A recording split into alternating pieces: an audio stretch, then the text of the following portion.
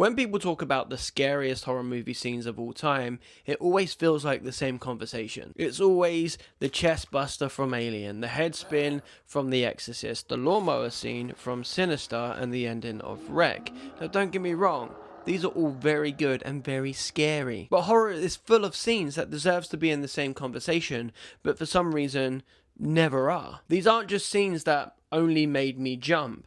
These are scenes that made me feel unsafe. Scenes that manage to get under your skin because they tap into something much deeper, aside from, boom, here's a loud noise and a scary face. We're talking anticipation, realism, psychological manipulation, human cruelty, or the terrifying fact that one day this could actually happen. So my name's Rookie. I love horror movies, and here are 5 of the scariest horror movie scenes that deserve more attention. And every single one of these scenes absolutely terrified me. So first up we have Skinamarink, the telephone toy. So I think that Skinamarink is probably the most divisive horror movie ever made. Every single time I mention this horror film online, someone in the comments calls me a pussy. Or just flat out say that I'm lying. Like they know what's inside my brain. Bro, you could not handle my brain. I can barely handle my brain. And now look, I know why people don't like this film. Because it is a film, for the most part, where absolutely nothing happens. But I mean that as a compliment. Let me explain. This entire film is built on anticipation. It's like being trapped inside a nightmare with this threat that something is about to happen but never really does. And because of that, we are coiled so tightly that we feel like we are going to snap. The camera never gives you a clear look at everything, and, characters are hidden and rooms are obscured by darkness. The only clear view of anything we get in this film is the movie's most terrifying moment. That f***ing telephone toy. For nearly the entire film, we are conditioned to expect movement from within the darkness. Every frame feels like something is about to emerge, and the tension just keeps building and building and building until the camera lingers on this telephone toy. We're there for what feels like an impossibly long time until this thing simply looks at us. Now, yes, this is a jump scare. I don't think jump scares are a dirty word, and I think when they're used correctly, they are terrifying. Because a genuinely good jump scare is the release of tension a film has been building and building and building. Skinnamarink doesn't earn this moment in 30 seconds. It earns this moment throughout the entire runtime of this movie, just building anticipation and building tension, and we're almost begging for a jump scare to release that tension. That single scare works so well because your body has been preparing for it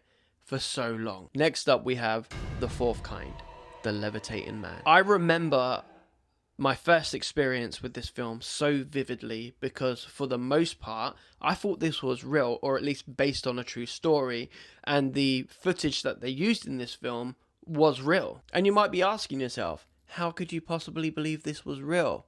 Look, Clive, this came out in 2009. I didn't have a computer in my pocket that I could check every single fact. The fact of the matter was, most people believed that the found footage in this movie was real footage centering around what happened here. So the movie is essentially about a psychiatrist who has figured out that a bunch of her patients are sharing the same experience at night. The film is presented almost like a documentary, and we are constantly switching between found footage, dramatizations, and like traditional film. Now, with the power of hindsight and, computers in our pockets, this is obviously not real, but back then it was so convincing that it was at the very minimum chipping away at your certainty, because this film felt way less like watching a horror movie and more like watching evidence. And then we get to the levitation scene. Now, had you never seen this film before, you might assume that this is a film about demonic possession. It's that terrifying, but it's not. We are watching this psychiatrist put one of her patients under hypnosis, and it is almost presented like a exorcism. We keep cutting between found footage and regular film. It is calm, it is still, and it is quiet, and then all of a sudden it's not. This scene can rival any possession horror scene that I have seen.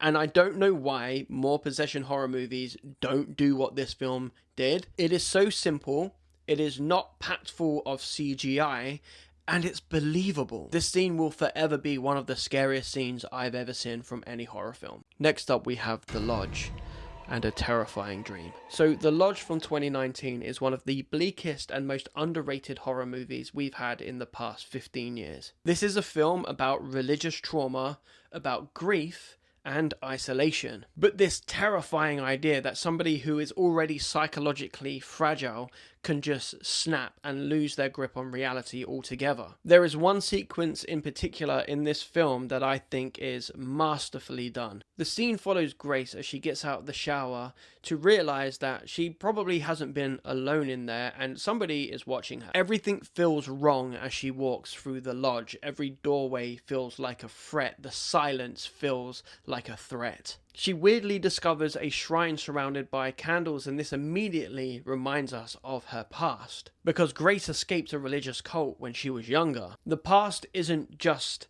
hurting her emotionally, it is invading her physical space now. The camera cuts away, we see a dog, an open doorway, and silence. And similarly to Skinamarink, the camera lingers on this open doorway for what feels like an eternity, until it happens. The silence is broken by the sound of Grace playing an organ absent-mindedly, and it is so jarringly horrific because we know somehow she has emotionally checked out at this point, to the point where she's not aware of what she's doing. This is followed up by Grace slowly walking into one of the kids' bedrooms where she sees them laying down with a blanket covering most of their body. It's one of the best examples of psychological horror I've ever seen, and it's one of the best examples I can give you for anticipation being scarier than anything else. And like Skinamarink, this movie is just building anticipation until this moment allows it to be released from us. It's fantastic. Next up we have the Poughkeepsie Tapes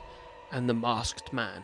So if you've not seen the Poughkeepsie Tapes before, and you're a fan of found footage movies, and you're a fan of really disturbing movies, this is a movie you're going to want to check out. But be warned, this is one of the more disturbing found footage movies out there. And I think that this is one of the scariest scenes in modern horror that doesn't really get talked about the same way movies like Hereditary get talked about. It is one of the most jarring looking scenes, I've seen in any horror film. And what it does, I think, is masterful.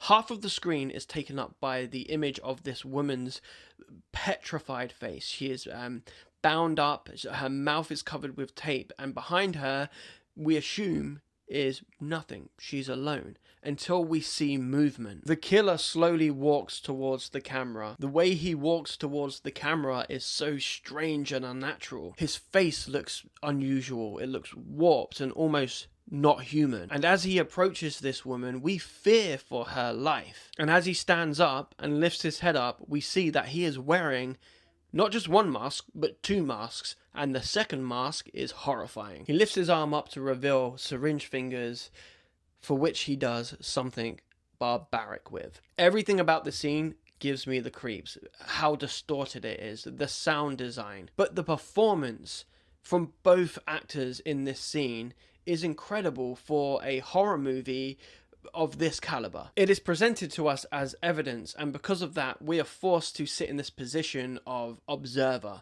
We are helpless. We can't do anything to help. This has already happened, and that's what makes it so terrifying. And sometimes horror isn't about the monsters or the ghosts. It's about people, because people are way scarier. And finally, we have Threads, the bomb sequence. Now, there are horror films, and then there is Threads. Threads isn't a traditional horror movie. It's not even marketed as a horror movie, but it is the scariest non-horror movie ever made because of how realistic it is. And I genuinely think that the bomb sequence is one of the most terrifying sequences ever put to film, because it's not zombies, it's not ghosts, it's not demons.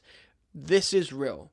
This has happened in the past, and it could happen in the future. Now, for those of us who haven't seen this movie, consider yourself lucky, because this is a harrowing watch. But this is essentially a PSA of what would happen if a nuclear bomb went off over the North Sea, just off the coast of England. Now, when the bomb detonates, what follows isn't some triumphant Hollywood explosion. What we get is what I can only describe to you as what I think this would look like. It goes through every single realistic stage of, what this explosion would look like and what the fallout would look like. Confusion, buildings disappearing, skin burns, people looking through the streets for their lost children, people not understanding what's happening, hospitals closing or collapsing because of the influx of patients. The film goes on to show not just the initial explosion itself, but the moments of calm between the explosion and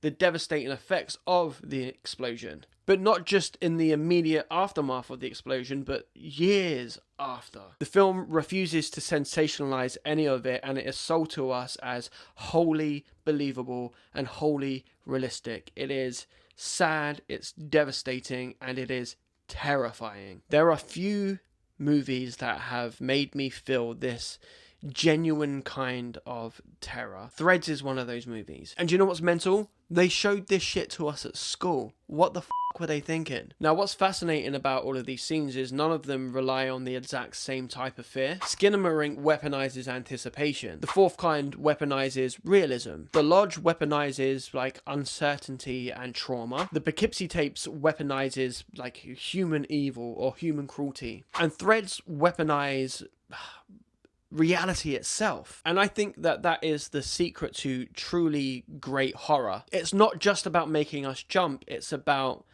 anticipation and finding that fear that already exists within us. Finding that fear and giving it a face. I would love to know what horror movie scenes terrified you. Horror movie scenes that you think deserve more love. And if you've seen these horror movie scenes and they terrified you as well, let me know in the comments. Now, if you genuinely enjoyed this video and you're still with us here, consider hitting that like button. Your likes go a real long way. And if you have any friends, maybe show it to them. If you have any friends. Everybody has friends. It's only you, Ricky, who has no friends. And if you want more videos like this, horror movie deep dives, movie recommendations, disturbing movie lists, hit that subscribe button and the notification button, I'm told, so you don't miss out on upcoming videos. We're going to try and post 2 of these a week. Oh, also, while I've still got you here, if there's any type of list you want me to make, drop it in the comments and I can get around to making it for you. But in the meantime, look after yourself and look after other people as well. That's important. My name's Ricky. I love horror movies, and I'll see you next time. Okay, love you, bye.